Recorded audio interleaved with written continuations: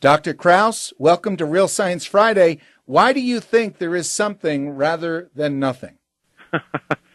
Because we can see it, first of all. I'm pretty sure there's not nothing. Yeah, that's... I'm reasonably certain empirically that that's the fact. Yeah, the fact that we're on the telephone today is a good example. Yes, there are people I debate who would go off on a tangent at that point and deny that we could know anything. But I'm glad that you agree there is something.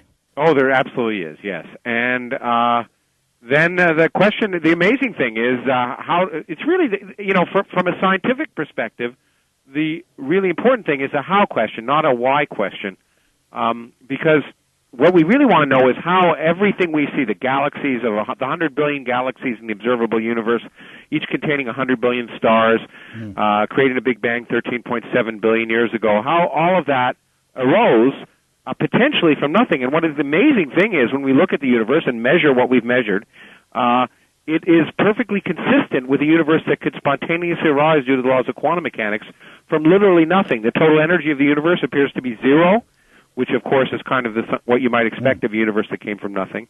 And everything we've discovered seems to point in that direction. Now, it's only a plausibility argument. We don't know the laws of physics back to t equals 0 or before. We know it pretty close. We've been able to, but with our machines at the Large Hadron Collider in Geneva, recreate the conditions of the universe back to about a millionth of a second after the Big Bang, and have made some recent discoveries of a major new particle there. And so, but what we've been able to say is that plausibly, it's certainly plausible, and doesn't look like there's any need for any supernatural shenanigans. The simple laws of physics will do it. Now, Lawrence Krauss, you know, as I've just introduced myself, that I'm the pastor of Denver Bible Church. Yes. So if I end up disagreeing with you on a point and you're able, with your knowledge, to confirm that there are many scientists who would agree with me, could you let the audience know? Because I might need your help in refuting you. Sure, yeah, as long as if we're talking science, absolutely. Yeah, if we're talking science, you're a best-selling author. So I'd like to say to you that this is a well-written book, but that's a bit like telling a girl you met on a blind date that she has a great personality. Because I so disagree with what you write, but between you and Richard Dawkins, you guys concede fully half of the argument to us creationists. And to the intelligent design folks. Let's just step back and say, how can you, the question is, do you disagree with the science? And if so, what's your scientific basis? I love the science. Oh. I'm an amateur. I'm a radio talk show host for 22 years, 5 days a week. I've debated people like Michael Shermer, Eugenie Scott. Back in the 90s, Eugenie Scott was on with me for an hour, and she said the best evidence for evolution was junk DNA. And I said, the Bible teacher... I said, well, Eugenie, don't you think it's too early in our study of genetics to conclude affirmatively that all this non-coding, all those regions are junk? And she said, we have it. We sell the DVD. She said, we absolutely know affirmatively that it has no function. Now fast forward 15 years, and it's the Bible pastor who was right, and one of the world's leading atheists who was wrong. Scientist. Well, first of all, Jeannie isn't a geneticist. No, secondly, neither am I. I'm a little worried when people make a mistake and say something, then suddenly it doesn't mean the science is wrong. It means the scientist is wrong. Well, I agree with that. I agree with that. To say we affirmatively, I'm surprised Jeannie would say that, because in science we generally cannot. Right. Regarding things we don't yet understand, we can't affirmatively argue with certainty about anything. Well, that's a great point. But you guys have, like you and Richard Dawkins, you guys appeared on stage together recently. You guys have fully conceded half of our argument. Well, I don't know which half. Well, let me tell you. The universe had a beginning. If you want to go there, no, I'll agree with that. Richard Dawkins repeats everywhere he speaks that biology is the study of things that appear to be designed. And to explain what appears to be, on your part, the exquisite design of our universe, you believe that there are trillions of universes, so that ours appears beautifully designed just by dumb luck. Because if you have septillions... Let's stop a second. I don't even use the word believe. Scientists don't use the word believe. I don't believe anything. What the question is, what does the data tell me? What's more likely? What's less likely? What's been ruled out by the data? And in fact, the universe is not particularly exquisitely designed for us. It's exquisitely designed to exist. it could be a lot better. In fact, we probably live in the worst of all universes for the long-term future of life. Yeah, we're able to observe. Space is non-zero. If it was zero, the universe would be better. Dr. Krauss, from our position, you say the sun is in an insignificant corner of our galaxy. From our position, unlike the vast majority of stars in our Milky Way, we are able to observe not only the Milky Way to an extraordinary degree, but the entire universe. We have such an extraordinary opportunity because of where we are. Well, it's not unique by how you're right. We're lucky.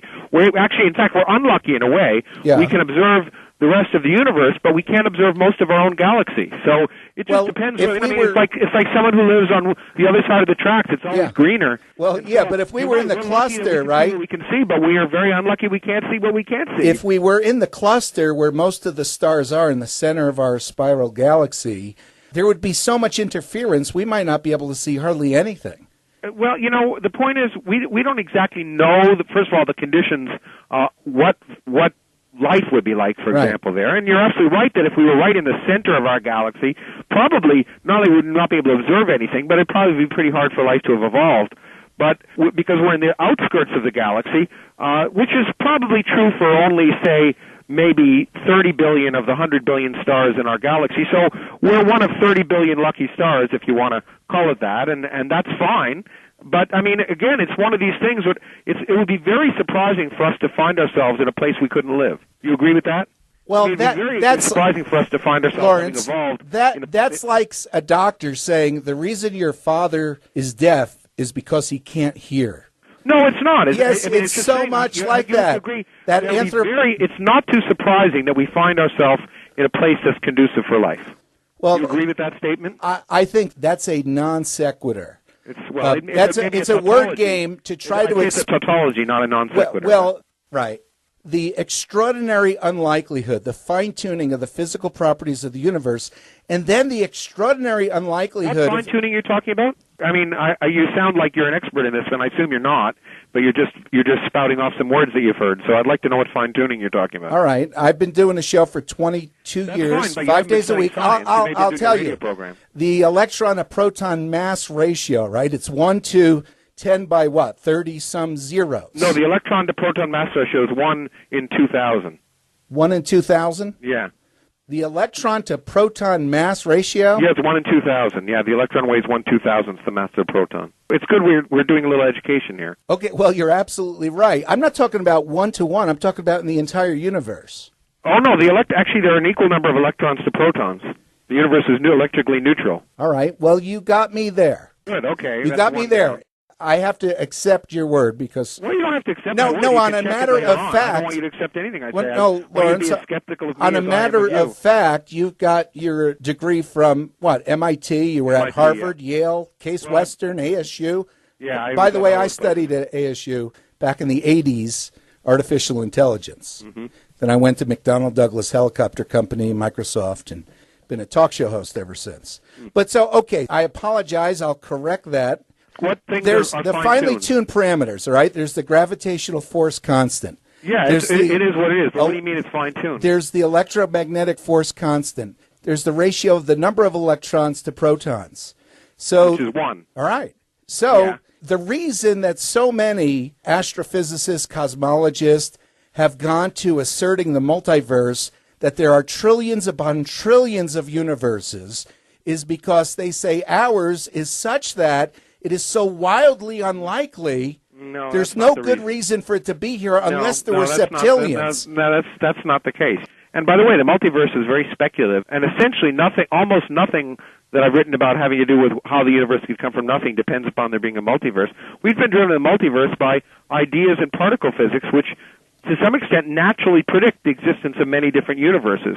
Now, there are certain parameters, and you didn't mention any of them, I think, because you're not aware of them. Yeah, there are certain, but in my book I describe them in detail. There's certain parameters like the energy of empty space that's very inexplicable. We can't understand why the energy of empty space is what it is. Yeah, right. And one of the arguments that's been presented, and it's been done a number of times throughout the history of science, is called the anthropic principle, that namely, something along the lines of what you're saying, namely, if it were any different, then galaxies wouldn't form and life as we know it wouldn't form, etc. So if it's a random event, then if it were any different, we wouldn't be here. Now, I should say that that's a plausible and possible resolution to that problem, and it's motivated in some sense by the possible existence of many universes, which are predicted by many particle physics theories.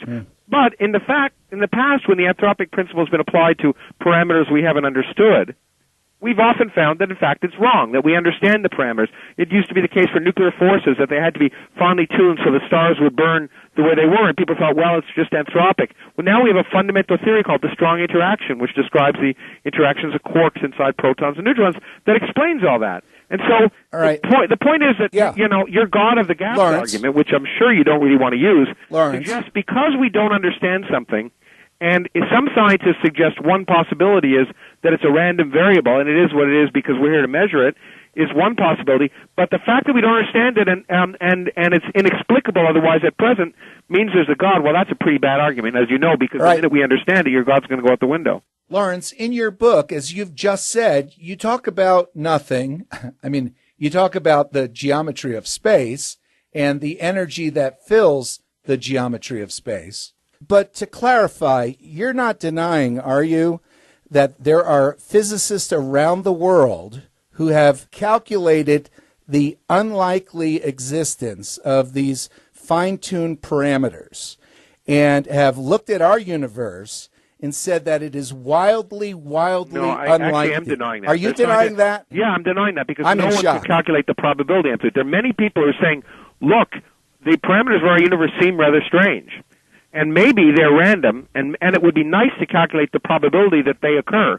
But we don't know the probability distribution over all universes because we don't know the underlying physics of the multiverse. So no one can calculate the probability distribution. If they say they are, they're incorrect. This is what's driven people to say that there are at least 10 to the 500, 10 to the 500 zeros universes. You got it wrong. Go ahead. Hold on. The reason that people say there may be 10 to the 500 universes is some people who think that string theory might be a good theory at the basis of quantum gravity, which you don't like, pointed out that string theory predicts 10 to the 500 different universes. Yeah, and there are other physicists who are saying that number, that's a paltry number compared to the number of universes. There must be virtually infinite. Well, and then, lo and behold, we find ourselves here in this one where we're able to exist. The point is, all of that may be true. I don't see what your problem is. Well, I am surprised. Could I just object for the record that you're denying that there are a legion of physicists who look at the parameters of the universe, gravitational force constant, electromagnetic force constant, and so on,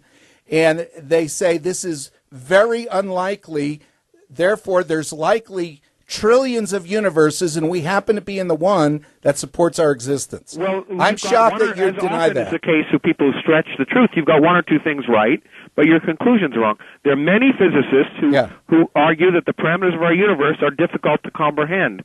There are many physicists who point out that there are various fundamental theories that predict the existence of many different universes, and therefore one possibility to explain the parameters that we see is that they are randomly distributed over universes, and we only exist in the universes that allow life. The problem with all of that, of course, is we don't even know what all sorts of intelligent life are. We don't know if the parameters of our universe are vastly different, whether a different source of intelligent life would evolve. We don't know even if we're typical of life in the universe. These are questions that are open questions at the forefront of physics, which is why we continue to look out instead of trying to assume we know all the answers. Lawrence, here's how it looks to me. By the way, the book is A Universe from Nothing, Lawrence Krauss, afterword by Richard Dawkins. Here's the way it looks to me. When Richard Dawkins joins the discoverer of DNA and so many atheists and evolutionists now, saying that perhaps... I don't know what you mean by atheists and evolutionists. Well, there's some people who are atheists, some people are evolutionists, some people are not. What do you mean by evolutionists? People who believe molecules to man evolution. Neo-Darwinism. What do you mean? Well, as I said, can I tell you what they're saying before the people who accept the evidence of empirical science? Yes, the same people who believe the Earth is round. Those people. Well, the president of the Flat Earth Society is a Darwinist. Well, they operate fine, today. I'm just saying he's an idiot for being a president of Flat Earth Society. I agree with you. See, we agree on something. Yeah, no, exactly. Lawrence, and all I'm saying is there are no scientists who aren't evolutionists. Could I make my point? So you don't believe in gravity. Could I make my point so you can tell me I'm wrong? They're on the same level of footing. When Richard Dawkins and so many atheists say that perhaps because of the complexity of molecular biology, They joined the discoverer of DNA in saying maybe life came here from aliens. They seeded life on Earth.